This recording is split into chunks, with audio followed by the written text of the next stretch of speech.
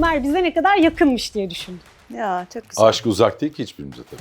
Siz gider miydiniz aşk hastanesine? Mesela ben seni zorla götürüyorum, dövmez misin beni yolda? Bırak beni, gitmek istemiyorum. Dövmem. Neden beni öyle dövmem? Kendimi de anlayamıyordum. Kendi kendime öyle kavruldum. Gittim yani bir sürü. İyi ama sonuç fena değil, güzel yani. Sen bir de onu başkalarına sor görünüyorsun. diye. İşte biraz mantıklı olarak dışarıdan baktığında aslında oradan çekip almak istiyorsun o kişiyi. İnsana insanla gibi. İnsanca. En çok sizi merak ediyorlardı burada çünkü ters köşe bir karakterle karşımızda olacaktınız. Cem de çok enteresan bir adam. Çok. Yani benim için çok yeniydi. Değişik bir şey oldu. Yani o başka bir kanaldı benim için. Cem de yüksek enerjili bir adam. Ama biraz böyle şey. Tuhaf. Eserekli. Evet. Başladın şu an yine. Falan diye böyle. Başka projelerde Evet. yani nerede olursa ben Polisiye de Halit'le her çekiyorum. zaman polisiye. Dayanamıyorum. Yani çok mutluyum. Yani hakikaten çok Tamam, mutluyum. keselim bunu artık burada. Evet. En eğlendiğiniz bölüm hangisiydi? Yetkini izledim. Rıza ile olan sahnelerimde çok zorlandım. Öyle mi? Niye? Hep illaki bir rızayı ortaya atacaksın yani. Evet. Çünkü çok gülüyorum ben ona. Teoman yatsa değişik olur. Teoman yatmaz asla da. Aysun Öz'de Başka Şeylere hoş geldiniz. Bugün çok özel konuklarım ve çok özel konularım var diyebilirim. Çünkü konu biraz aşk olacak ve Netflix'te yeni yayına giren ve herkesin bence merakla bir sonraki bölüme geçtiği Adsız Aşıkları konuşacağız. Elbette yanımda sevgili Halit Ergenç, Funda Eryiğit ve Başar Başaran var. Hoş geldiniz. Hoş bulduk. Hoş bulduk. Evet, 8 bölümü ard arda izledim. Ve ilk bölümde şunu itiraf etmeme izin verin. Ya aşkla ilgili yani milyonlarca yıldır neredeyse konuştuğumuz bir konu. Ne anlatacaklar 8 bölümde? Nasıl gelişecek olaylar diye böyle ilk bölüme başladım. İlk bölümün sonunda gayet böyle ekrana yapıştım. Ondan sonra da arkası geldi. Ne kadar çok aslında farklı şey anlatılabiliyormuş. Ne kadar çok aşkı farklı yaşayan karakter varmış ve onlar bize ne kadar yakınmış diye düşündüm. Ya çok güzel. Aşk uzak değil ki hiçbirimize tabii. Evet, Hepimiz. aynen öyle. O yüzden elinize sağlık. Sağ olun, Teşekkürler. teşekkürler. Tabii ilk aklıma gelen soru şu oldu. Yani kendim için de bunu sordum. Oradaki karakterler gibi zor bir aşk yaşasaydım aşk hastanesine gider miydim acaba diye. Çünkü fikir de güzel bence aşk hastanesi ve orada işlediğiniz konuların her biri de patolojik olarak incelenmesi gereken konu. Siz gider miydiniz aşk hastanesine? Sen başla. Teşekkür ederim. Ama yok, çok zor bir soru değil. O yüzden Çalıştığı yerden. Sen geldi. zor olsa Yani- kalkarım altında. biri götürürse beni gidebilirdim. Ben genelde hastanelere çok böyle hemen gideyim diyebilen bir insan değilim. O yüzden biri götürürse denerdim diyebilirim. Evet. Giderken Halit yolda götürürse dövmez miydin denerdim. Ha? Mesela ben seni zorla götürüyorum, dövmez misin beni yolda? Bırak beni, gitmek istemiyorum. Dövmem. Neden beni öyle dövmem? Dövmez. İyi, Dövmem. tamam. O zaman oluyor. Siz gider miydiniz? Ben gitmem herhalde ya. Ben biraz böyle hani... ben de senin gibiyim aslında. Yani kendi kendime yaralarımı sarayım. Bir sürü şeyi de zaten hayatım boyunca anlayamadım. Bu aşkla ilgili. Anlayamamıştım. Hele ilk zamanlarda iyice beterdi. Kendimi de anlayamıyordum. Kendi kendime öyle kavruldum. Gittim yani bir sürü... İyi ama sonuç fena değil. Güzel yani. Sen bir de onu İyi başkalarına sor görünüyorsun. diye. Yani tabii insan kan revan içerisinde kalıyor. Hem ne hele ilk gençlik yıllarında ki ne kendini anlayabiliyorsun ne karşındaki insanı anlayabiliyorsun. Bir şeyler oluyor orada falan. Yani kolay bir süreç değil aşık olmak, aşkı anlamak, insanı anlamak, değil mi? Yani o arada kan gövdeyi götürüyor yani. Hiç kolay değil. Bir de hani gençken o hormonlarla, gençliğin tecrübesizliğiyle bambaşka şekle gidebiliyor aşk ki Tabii. bunların pek çok örneğini de aslında o 8 bölümde görüyoruz. Burada Başar Bey size de onu sormak istiyorum. İzlerken şöyle düşündüm. Bu karakterlerin hepsi de bazen kendimizi görüyoruz, bazen yakınlarımızı, bazen uzaktan izlediğimiz insanları, bazen ünlüleri, bazen bir komşumuzu. Dolayısıyla siz bu senaryoyu yazarken önce nereden yola çıktığınızı, yani aşk hastanesi fikri nasıl doğdu? Sonra da o karakterleri nasıl biriktirdiğinizi merak ediyorum. Bunun için bir araştırma yaptınız mı? Yoksa sadece gözlem size yetti mi? bir de komik de bir taraftan hani güzel, çok da güzel, hoş yazılmış bir senaryo. Bütün zaten yani amacım oydu. Böyle hem hüzünlendiren ama aynı zamanda güldüren, o drama dedikleri, dramla komediyi birleştiren türleri ben çok seviyorum. O örneklerden birine dahil olsun bu hikaye anlatım şekli diye istedim. Öyle de oldu. Öyle de yazıldı, öyle de çekildi, öyle de oynandı. Yani bir yanında sürekli böyle burnunun ucunda bir hüzün de var ama sürekli gülüyorsun filan. Aşkın kendisi gibi o, yani o tam o aşkın esrik hali gibi. Nereden çıktı? Yani ben çok kafaya takıyordum bu işi. Yani hani aşk problemi herkesi aynı anda etkileyen, ilgilendiren ve toplumdaki her katmanda insanın kendi içinde yaşadığı ve o sırada onun başına geldi dünyanın en önemli işi olan bir şey. Ve diğerleri onu anlamıyor. Biraz önce aşk hastanesine yatar mısın diye sorduğunda onu düşündüm. Yani insan için orada en önemli şey bence aşkın o kadar ciddiye alındığı bir yerde olmak istiyor. Çünkü diğer insanlar hayatına devam ederken size aşık olmuş oluyorsunuz. Millet işine gücüne gidiyor. Orada o en önemli meseleyi anlatamaz oluyorsunuz. Orada sizi ciddiye alan bir ekip var filan. Bir de tabii güzel olan kısmı çok fazla aşkın türü, şekli, aşk acısının hali var. Dolayısıyla her şey bu dizinin de aşkında konusu olabiliyor aynı anda. O anlamda çok bence verimli bir alandı bir yazar için, yani üstüne düşünülmesi. 8 konuyu seçmekte zorlandım. Yani 30 konu olsa da anlatılır. Olacak inşallah. Oldukça da anlatılacak bir şey yani. Evet, ben o 8'de kalmayacağını düşünüyorum bu arada. Öyle bir yerde bitiriyorsunuz ki bitti mi yani? Yok mu daha bir bölüm, ama burada bitemezdi. Şimdi bekleyecek miyiz? Hissi geliyor insana. Bu da güzel bir şey. Daha neler izleyeceğimi merak etmek de. Sizin açınızdan da tabii öyledir, ama siz yatar mıydınız? Ben yatardım. Yani kesin yatardım. O bir süre o duyguyla kalmak falan isterdim ben yani. Evet. Yani o şey yapardı beni, ilgilendirir de öyle bir yer yani.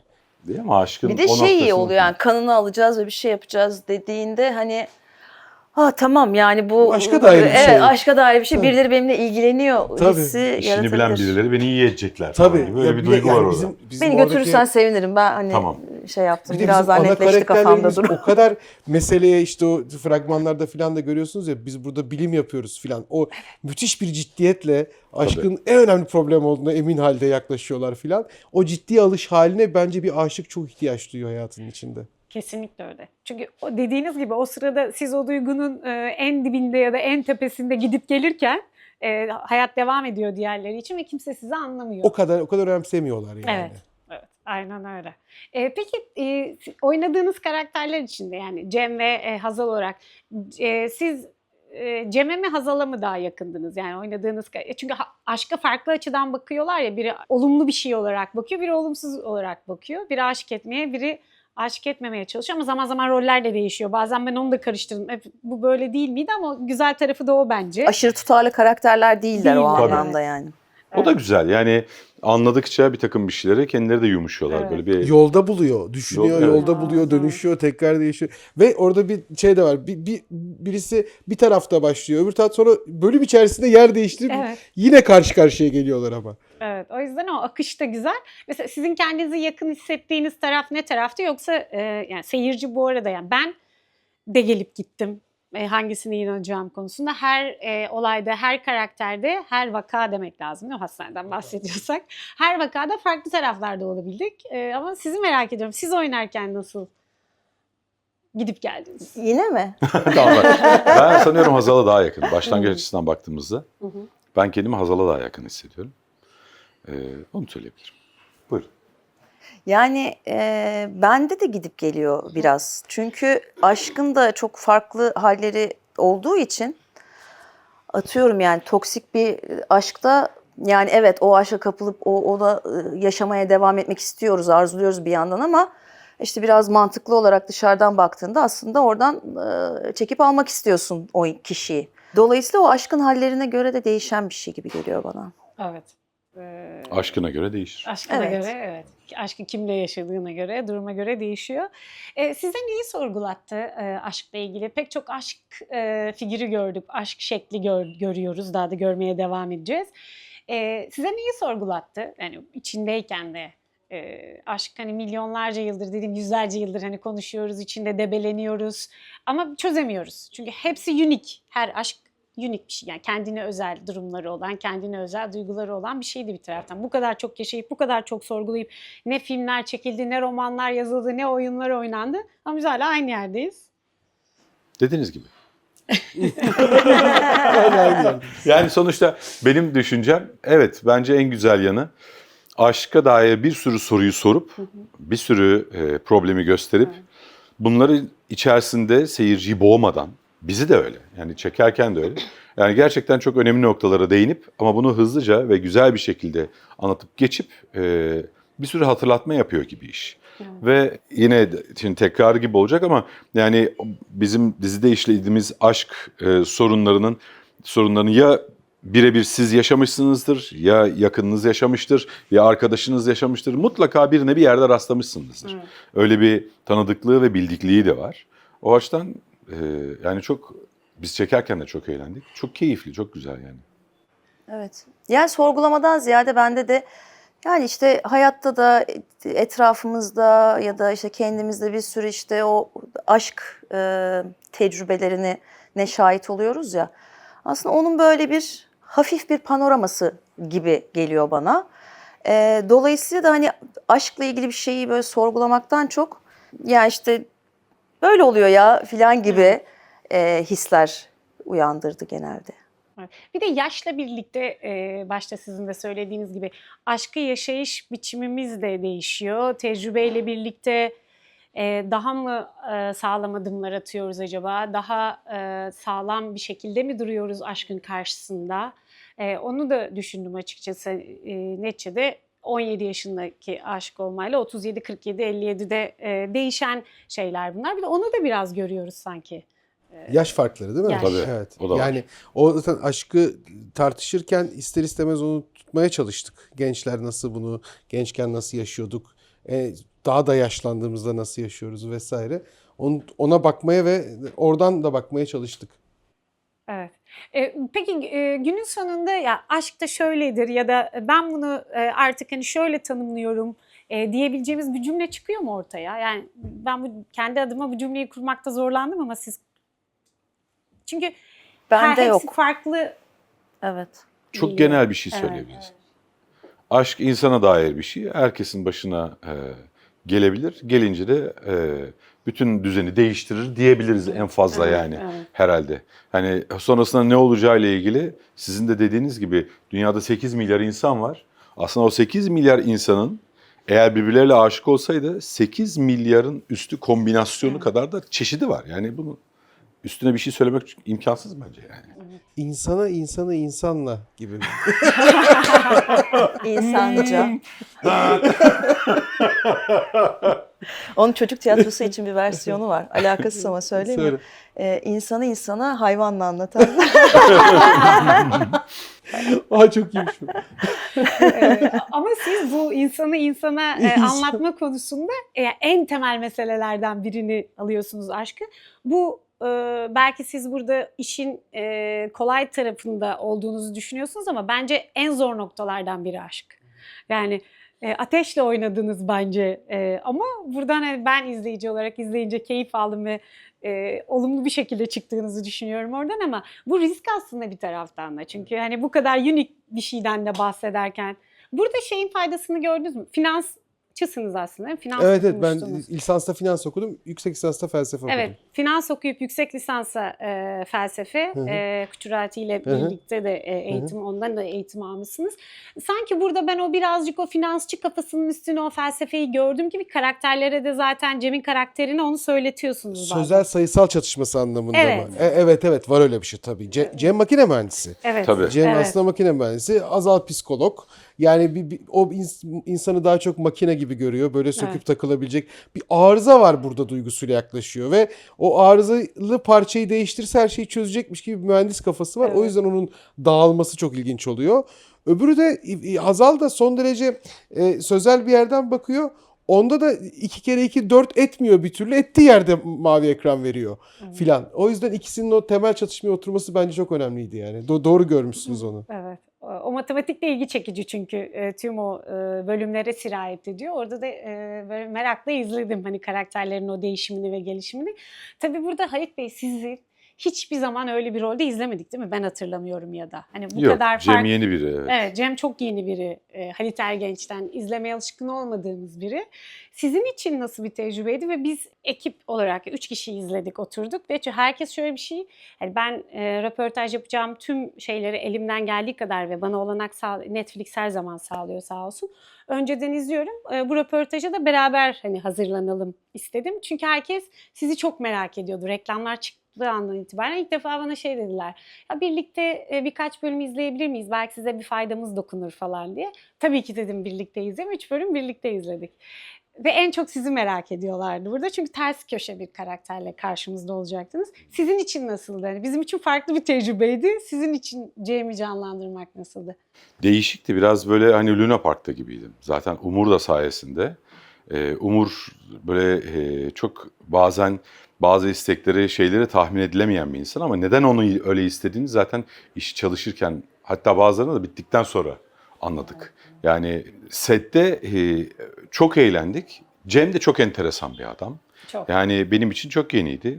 Değişik bir şey oldu. Yani o başka bir kanaldı benim için. Hani sete geldiğim zaman bambaşka bir şeye giriyorum. Hatta bir keresinde bir kamera gelmişti sete. Netflix'ten mi geldi? Netflix'ten gelmişti galiba. Kamera arkası falan çekme.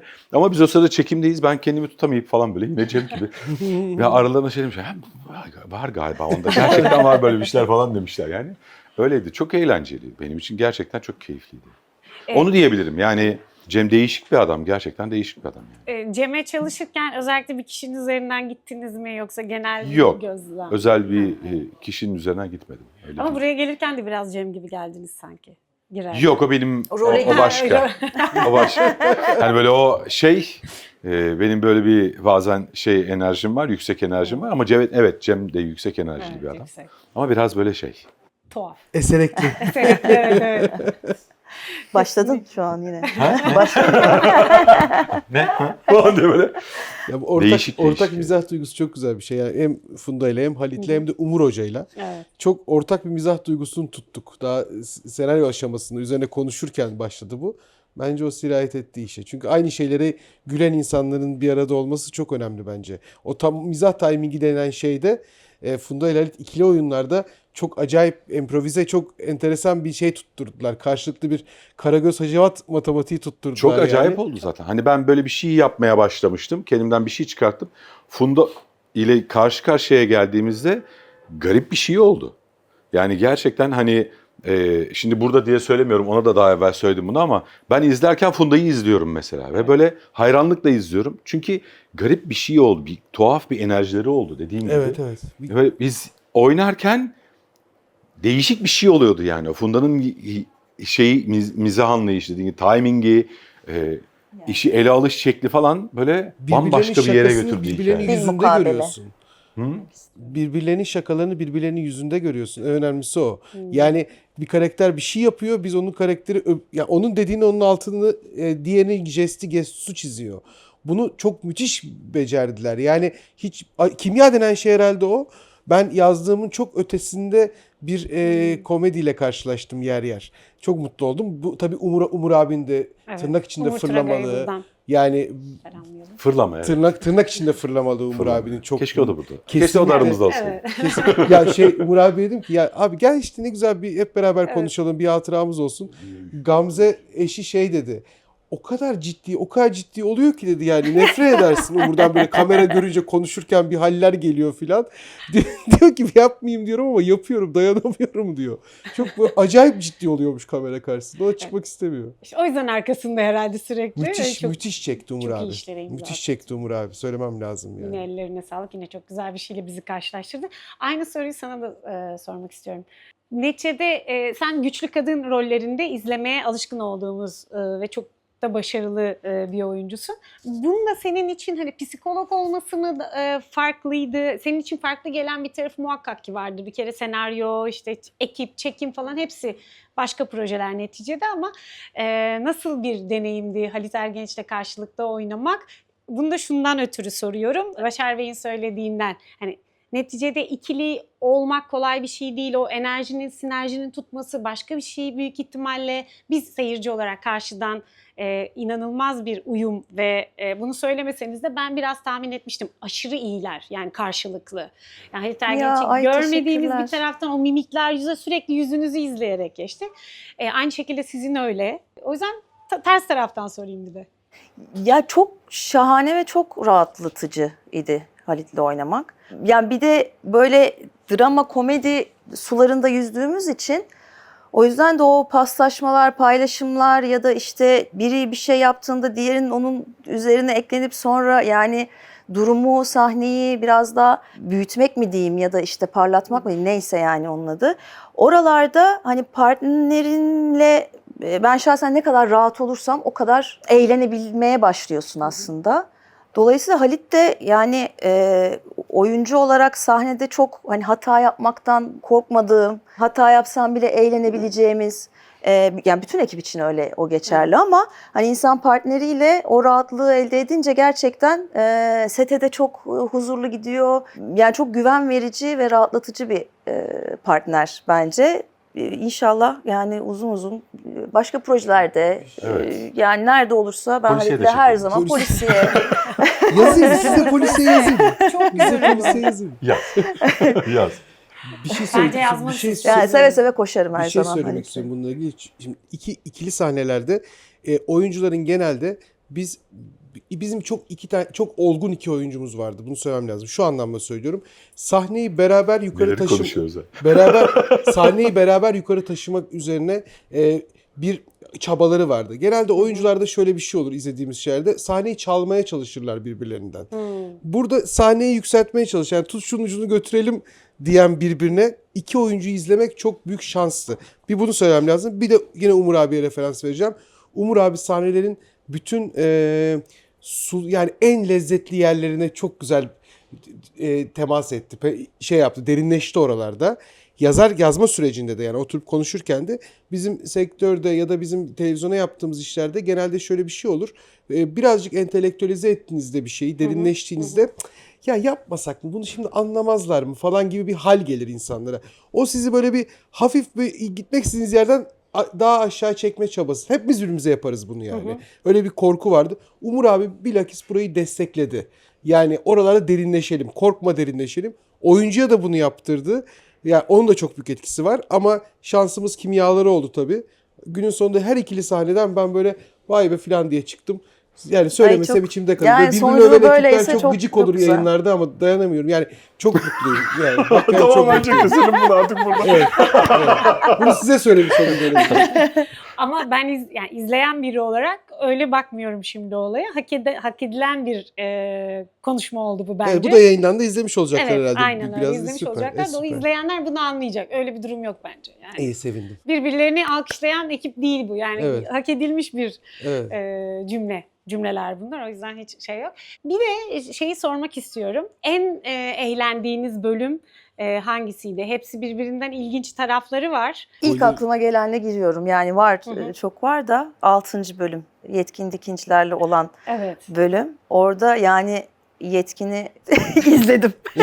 Yani çok çok eğlenceli bir yani çok da evet ya dediğim bir karakter. Evet. Evet böyle bir insan olmalı gerçekten dediğim Aynı bir şeyi düşündüm. karakter. Nasıl hiç Değil mi? aklıma gelmedi falan Tahmin gibi. ediyorum tabii. O yüzden orada çok eğlenmiştim. Yani ben oynamakta zorluk çekmiştim Yetkin'in karşısında. Çünkü yani çok çok güldüm karşısında. Ve onu bozmamaya çalışırken daha da sarpa sardı her şeyler yani ama çok güzel oynadı. Evet. Çok keyifli bir karakter olduğu için o bölüm böyle bir çok hoşuma bir de giden bir ihtiyaca bölümdü. parmak basmışsınız hocam. Evet kesinlikle. Gerçekten hani insan bir düşünüyor. Gerçekten abi olabilir miydi böyle bir şey değil mi? Bir de Ya, çok masum Olur bir şey yani değil şimdiye mi? kadar bence Da işte hani orada Bilmiyorum, kalır çok- mı o iş? Öyle orada kalır mı o iş? Onu bilemiyoruz. yani Senin için fesat. niye öteki türlüsü kalıyorsa orada- hani Şöyle Size de toparlayıp katılıyorum. bizim yani bir takım iş kolları önerdik insanlara bu dizi sürecinde. Tabii var. Şu Netflix'in ilk şeyinde teaserında hastane açılıyor hikayesinde altına yazılanları okudunuz mu bilmiyorum. Yani nerede açıyorsunuz, yeriniz nerede, irtibat numarası, Hadi ücret canım. bilgisi alabilir miyiz? Millet dedim ki ya dizisini yapacağımız hastanesini açsak daha çok para kazanır. Belki açan olur bundan sonra. Çalışır mısın? O hastanede. Hastanede çalışabilirim ya. Böyle şey olur. Eğlenceli Hasta olur olarak yani. Evet, doktor olmaya varım yani. Gerçekten. Doktorsam koşa koşa gidebilirim hastaneye. Ama bir ara çok güzel bir ekürü oldunuz. İşte bir uyumlu gittikleri böyle bir durum Uyumlu oluyor. Sonra tekrar gittikleri bir- çatışıyorlar evet, falan. evet. Güzel yani. Orada aslında şunu da düşündürtüyorsunuz. Tek bir psikologla görüşmektense acaba ikisiyle birlikte görüşmek daha mı mantıklı? İki farklı görüşü bir arada görmek bizim için daha mı kafa açıcı olur diye düşünmedim değil doğrusu. Yani kafaları da acayip yanabilir. Tabii ki. Yani öyle bir tehlikesi de var ama. Aynen. Evet ya, Yanabilir. Ama acaba mı diye çok soru sorduruyor işte. O yüzden bence iyi senaryo soru sorduran senaryodur zaten acaba mı diye. Sizin için özel bölüm hangisiydi Halit Bey? Yani en çok eğlendiğiniz İyi ya da- bu Hazır ol. İştar'la Ülkü'nün oynadığı 8. bölüm. 8. bölümde. Yani evet. ben gerçekten orada hani onların o halleri, o yaşadıkları hikaye falan, bunların ikisinin birbirine bakışı, bunların yaşadıkları falan bana çok şey geliyor, O çok keyifli. uzun masa Evet, uzun sahnesinde Evet, falan. yani Hani o ikisi çok zorlanmıştık yani gerçekten bilmeden çok oynamak için. tatlılardı. İştar'da, Ülkü'de. Bir de Rıza ile olan sahnelerimde çok zorlandım. Öyle mi? Niye? Hep illaki bir Rıza'yı ortaya atacaksın yani. Evet. Çünkü çok gülüyorum ben ona. Ve kendimi zor tutuyorum yani. Onunla oynamak çok zor geliyor. Rıza'yla. Hani böyle gerçekten benim için karşılık oynaması kolay bir karakter değil Rıza. Onu söylemem lazım, evet. Rıza evet. O da enteresan bir karakter. Çok gülüyorum ona. Ama Ne çok da yapacağız? gerçek bir karakter değil Çok, miydi? evet. Deli ya. Yani Manyak. o yüzden o da şey. Ama işte en çok sevdiğim bölüm evet o son bölüm. 8. bölüm. O iki tane modacının birbiriyle olan aşkı, aynı zamanda o alev içerideki yanan. Bir yandan yakıyorlar birbirlerini, bir yandan seviyorlar falan, böyle bir şey. Çok güzel yani. Evet gerçekten ben de izlerken bu da değişikmiş, böyle bir aşk da mı varmış, bu da ne kadar enteresanmış diye. Ama bunların hepsini gözlemlediğiniz şeyler de var. Neticede okuduğunuz şeyler de olabilir, izlediğiniz şeyler de olabilir. Siz var mısınız hiç içinde? 8 bölümün mü? 8 bölümün içinde. Yani spesifik benim hikayem diyeceğim bir şey yok. Başımdan şu geçmiş diyebileceğim bir şey yok. Parça parça insan parça. tabii oluyor yani. Hatta bazen yazdıktan sonra bile fark ediyor. Ona benziyor ya falan diye. Oluyor yani öyle. Teoman'ı sormak istiyorum ama Teoman'la zaten Teoman'ın olduğunu artık herkes biliyor. Ama öyle karakterler ve bizim farklı rollerde izlediğimiz 8 bölüm ilerledikçe çok sevdiğimiz pek çok oyuncuyla da karşılaşıyoruz. İşte biraz önce söylediğimiz yetkin dikincileri görüyoruz mesela. Pek çok oyuncu da öyle karşımıza çıkıyor. Ama en enteresanlarından biri de Teoman. Hani o bölüm nasıldı? Eminim çok eğlendiğiniz bölümlerden biri de o olmuştur diye düşünüyorum. Hani gerçek biri kendini oynuyor çünkü orada her şey sanalsa o gerçek en azından. Komik, evet. Çok Benim komik. onunla çok bir tecrübem olmadı sette, Teoman'la. Cemre'nin normalde sahneleri vardı zaten. Ben takip ediyordum değil mi? Evet. Ama Teoman'la ilgili şunu söyleyeyim, hani set anısı değil ama Teoman çok enteresan bir sembol oldu işi kurarken. Yani aşk hastanesi olsa kim yatardı diye düşündüm ben. Teoman yatardı dedim. Yani Teoman yatsa değişik olur. Teoman yatmaz asla da. Evet. Teoman, Hayır, Teoman'ın ihtiyacı da yok Evet, yani. ama Hani öyle onun- bir yermiş ki. Belki sevgililerin Şimdi ihtiyacı seyirciye olabilir. gerçek hayatta olmayan bir şey varmış gibi gösterirken ona bir anlatmak lazım onun gücünü, oranın Evet. yani. Dedim ki ya, Teoman bile yatıyorsa yani Falan, filan, tabii. öyle kim olur o diye düşündüğümde ben Teoman'ı da sormadan yazdım ben 1. bölümü. Teoman'a hiçbir şey sormadan 1. bölümü yazdım ve yani işi de öyle kurduktan sonra Teoman oynamak zorundaydı. Sonra da Teoman'la buluştum. Tabii ki hayır dedi yani. Hayır dedi, bir daha hayır dedi. Umur abiye sonra attık falan. Epey bir hayır dedi. Sonra bir tamam dedi. Sonra gene hayır dedi. Sonra tekrar tamam dedi ve biz sete çıktık. Teoman'ın yani önce çekilen sahneler çekildi ve insanlar Teoman'dan bahsediyorlar. Teoman diye bahsediyorlar. Teoman'ın günü gelmeden bir gün önce Teoman gene hayır dedi. Ya abi çektik bunları, nasıl yapacağız filan derken sen benim peşimi bırakmayacaksın değil mi dedi bana. Bırakmayacağım dedim ve geldi Ama çok oynadı. keyifliydi çalışmak. Çok tatlı bir adam. Çok tatlı bir adam. Çok güzel bir sembol oldu aşkla ilgili. Evet bence de öyle. Ben Teoman iyi seçilmiş bir karakter. Oradan da çok hani doğru bir seyirci açısından da doğru bir anlatım. Varlığı bir kere zaten bir yere götürüyor insanı. Bence Aşk Hastanesi'nin teaserının altına yani ve dizinin tanıtımının altına bu hastane nerede diye sorulmasının sebeplerinden biri de Teoman'ı görünce herkes tamam demiştir, o zaman biz de gidelim diye ikna olmuş olabilirler yani daha diziyi izlemeden. O yüzden ama o oyuncuların her birinin orada oynadığı rol ve bizim çok sevdiğimiz ve çok iyi bu arada yani tüm oyuncu kadrosu zaten Halit Bey'den ve Funda Yani hep tüm belli. konuk oyuncuları da İnanılmaz. sayamıyoruz Evet. bu arada. Evet. Yani Orada Harika gerçekten Uygur'un, Harika Uygur'un hakkını teslim etmek lazım. Harika Uygur mükemmel bir kast direktörlüğü yaptı. Yani kimleri buldu Evet. ve çok fazla audition alarak yaptık yani. Harika, çok büyük iş çıkardığını söylemem lazım yani. Evet, Harika Uygur bu konuda zaten doğayanlardan biri. Kas çok iyiydi. Hani her bölümde izlediğimiz oyuncular da gerçekten çok iyiydi. Belki son olarak aklımda olan sorulardan bir tanesi de oydu. Şimdi aşkın farklı evrelerini konuştuk neticede. Hani bunu tanımlanamaz bir şey olduğunu sonuna geliyoruz ama çünkü unik hepsi. Ama çocuk olduktan sonra gerçekten şekil değiştiriyor mu sizce? Yani hani evlilik aşkı öldürüyor klişesinden ziyade yani evlilikle ilgili olmadığını düşünüyorum ben ama çocuk olduktan sonra sorumluluk artınca daha güvenli mi yaşamak istiyor insan aşkı diye de sormadım değil diziyi izlerken. 3 tane çocuklu insan Evet, bulmuşken üçümüze bunu. birden mi? Evet. Buyurun. Ortak özelliğiniz. Yani mutlaka değiştiriyor bence.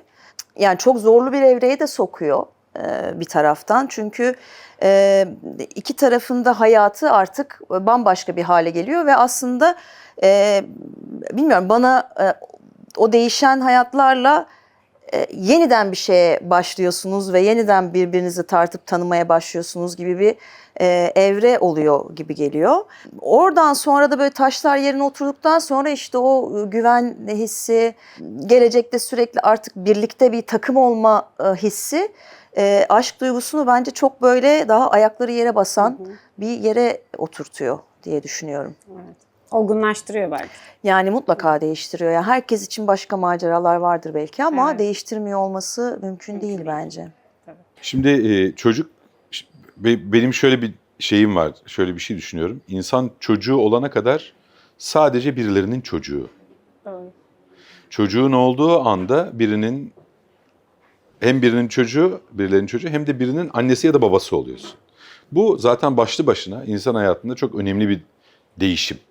Evlilik dediğimiz şey de işte bir aşkın devamı. Yani sonuçta bir insanla evlenmeyi istemenizin temelinde çok ciddi bir tabii en iyi koşullarda diyeyim çok iyi bir aşkın olması o evliliğin sağlam bir temel üzerine oturmasını sağlıyor. Çünkü aşkın o ilk şeyi sadece aslında olayı bir araya getirip o insanı bir araya, iki insanı bir araya getirip yapıştırıp oradan bir hayatı devam ettirmek üzerine bir şey.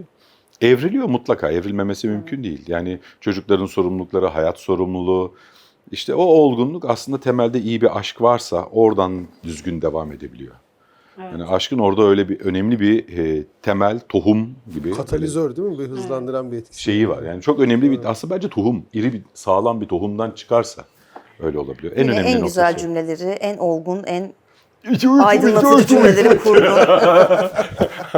Altına imza atmalık Yani ne demek cümleler. Ne falan değil mi? Tüylerim Ne bileyim böyle. Tamam sustum. Ama öyle bir durum yani. Ne bileyim ben böyle.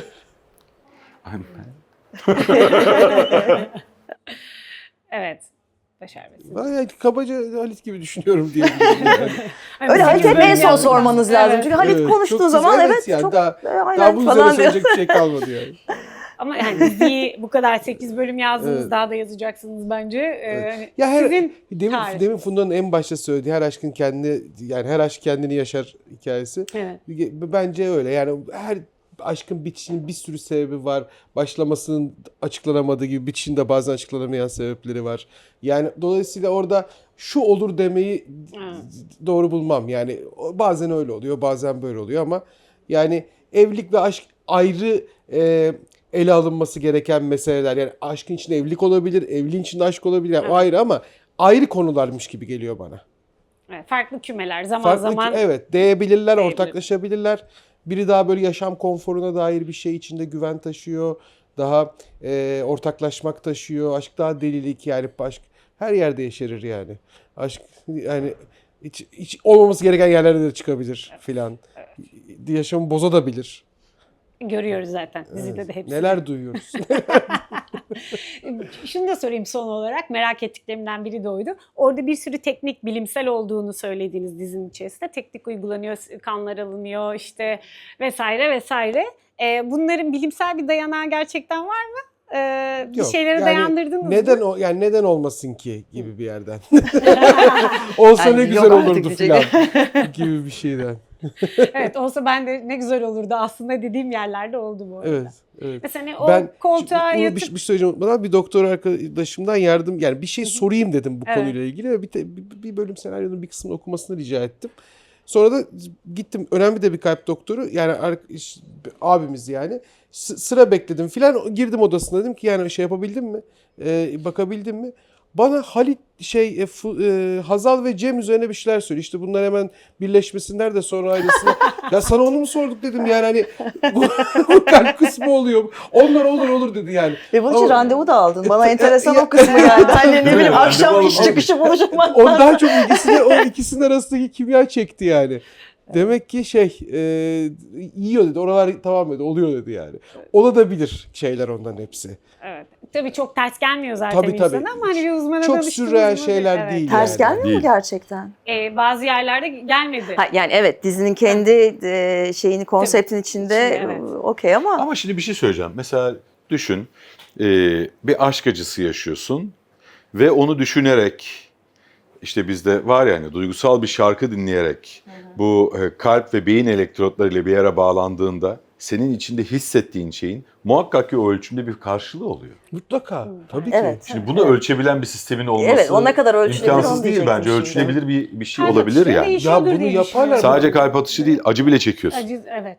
Hormonlar değişiyor. Tabii ki. Ya bunu izlemek Yine istesen insan söyledin. bulur. Yani ya, Doğru. Doğru. Doğru söze ne denir? Yani sonuçta biz 2. sezonu izleyecek miyiz? Öyle bitmez o dizi. Ulan Netflix söyleyecek onu. Bize hadi diyecekler. ben bilmem. Netflix bilir. İnşallah. Netflix bilir. Bizim Ama siz gönlümüzden geçen keyif o. aldınız ve oynamak istersiniz Tabii ki, diye tabii ki. Çok, düşünüyorum. tabii. Ben Biz de yazmak izlemek isterim isteriz. ne yalan Siz de söyleyeyim. yazmak istersiniz. Biz de izlemek isteriz. Aşkın hallerini, o komikliklerini, acılarını, travmalarını, bazen iyileşme yolları da tavsiye ediyorsunuz neticede. Bence orada bir hizmet de var. Hem farklı meslekler öneriyorsunuz, hem formüller öneriyorsunuz. O yüzden hani kafa açıcı yerleri var. Elinize sağlık. Çok teşekkürler bu keyifli sohbet için. Teşekkürler. Teşekkür Sağ olun. ederiz. Sağ ol. Sağ olun. Evet, bugün de gördüğünüz gibi çok özel konuklarım vardı ve özel bir konuyu, aşkı da konuştuk. Beğenmeyi, yorum yapmayı unutmayın. Atsız Aşıklar da biliyorsunuz Netflix'te, mutlaka izleyin.